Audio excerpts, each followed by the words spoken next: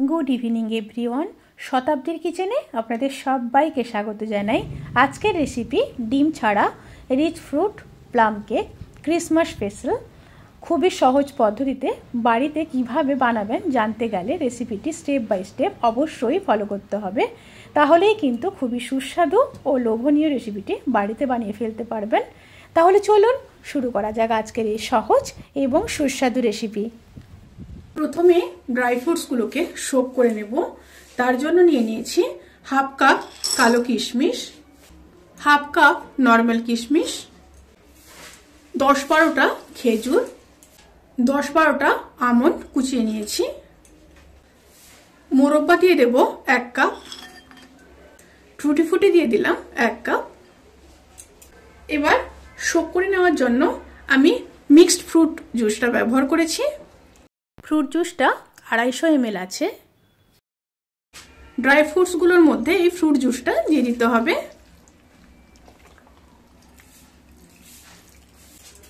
এবার খুব ভালোভাবে মিশিয়ে নেব।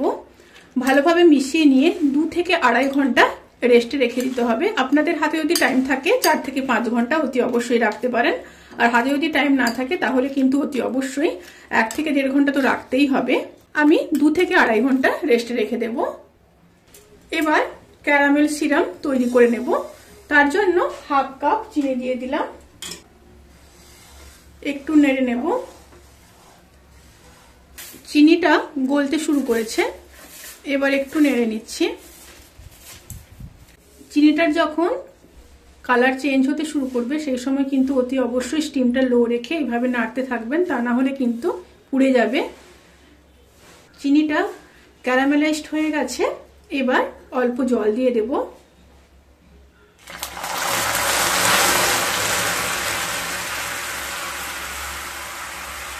জল দিয়ে খুব ভালোভাবে মিশিয়ে নেব। ক্যারামেল সিরাপ কিন্তু একদম রেডি। এবার গ্যাসের ফ্লেমটাকে অফ করে দেব। অফ করে হালকা ঠান্ডা করে নেব। এবার ব্যাটার রেডি করে নেব। তার জন্য নিয়ে নিয়েছি 1 কাপ গুঁড়ো চিনি, 1 কাপ দুধ। দুধটা কিন্তু নর্মাল টেম্পারেচার রাখা ছিল, গরম দুধ কিংবা ঠান্ডা দুধটা ব্যবহার করবেন না।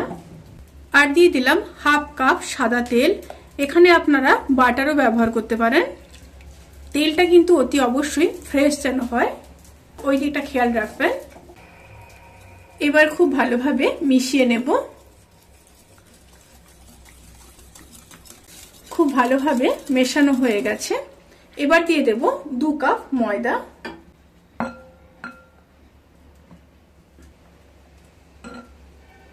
ময়দা কিন্তু আগে থেকে অতি অবশ্যই চেলে নেবেন। এবার দিয়ে দেব 3 চামচ গুঁড়ো দুধ। বেকিং সোডা দিয়ে দিলাম 1 চামচ, আর বেকিং পাউডার দিয়ে দেব হাফ চামচ। খুব সামান্য লবণ, খুবই সামান্য। এবার খুব ভালোভাবে মিশিয়ে নেব।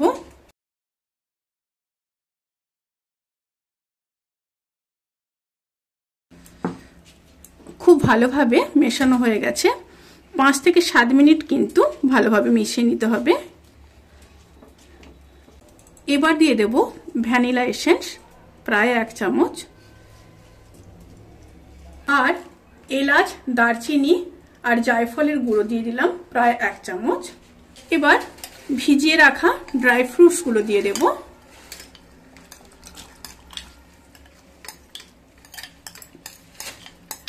দিয়ে আবারও খুব ভালোভাবে মিশিয়ে নেব। সাথে দিয়ে দেব কিছুটা কাজু। এবার দিয়ে দেব ক্যারামেল করে রাখা সিরাপটা। এই সিরাপটা দিলে ফ্রুটস কেকের কালারটা কিন্তু খুব ভালো আসে। অবশ্যই কিন্তু সিরাপ ব্যবহার করবেন। আবারও খুব ভালোভাবে মিশিয়ে নেব। উপর থেকে একটু ভিনিগার দিয়ে দিলাম। আবার একটু মিশিয়ে নিচ্ছি। খুব ভালোভাবে মিশিয়ে নেওয়া হয়ে গেছে। এবার কেকের টিনটা রেডি করে নেব। কেক তৈরি করার জন্য আমি এরকম একটা অ্যালুমিনিয়ামের বাটি নিয়ে নিয়েছি। বাটিটা চারিদিকে এইভাবে তেল ব্রাশ করে দিতে হবে। এবার একটা সাদা কাগজ দিয়ে দেব। সাদা কাগজের উপরেও তেল একটু ব্রাশ করে দেব।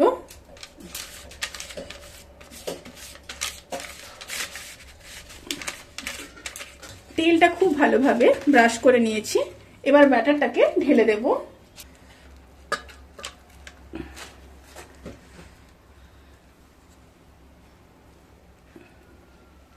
এবার একটু ট্যাপ ট্যাপ করে নেব। ভেতরে যাতে বাতাস না থাকে সেদিকটা একটু খেয়াল রাখতে হবে। এইভাবে একটু ট্যাপ ট্যাপ করে নেবেন। এবার একটা কড়াই নিয়ে নিয়েছি।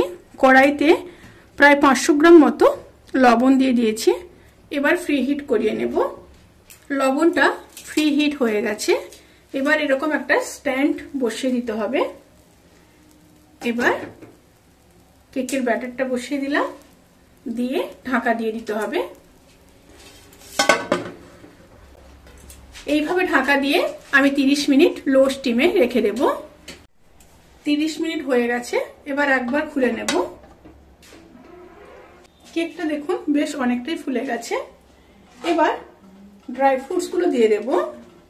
কিছুটা টুটি ফুটি দিয়ে দিলাম,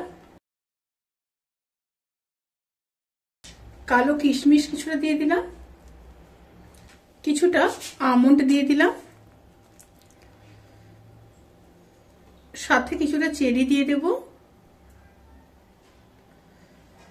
এখানে ড্রাই ফ্রুটস আপনারা আপনাদের পছন্দ মতো দিতে পারেন।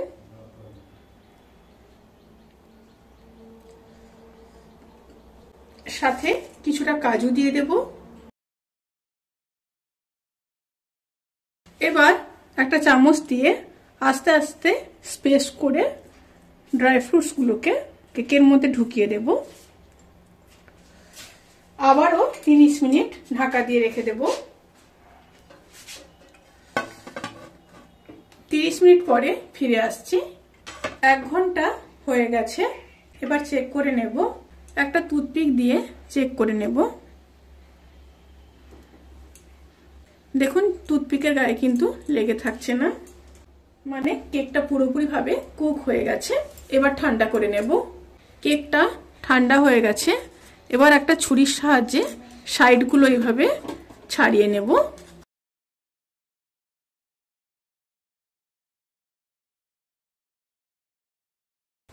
একটা প্লেট নিয়ে উল্টে নেব।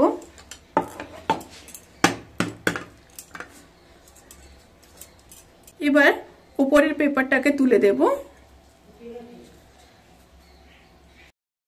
কেকটা কিন্তু খুব সুন্দরভাবে কুক হয়ে গেছে। দেখুন পেছনটা কিন্তু একটু লেগে যায়নি। এবার আরো একটা প্লেট নিয়ে উল্টে দেব।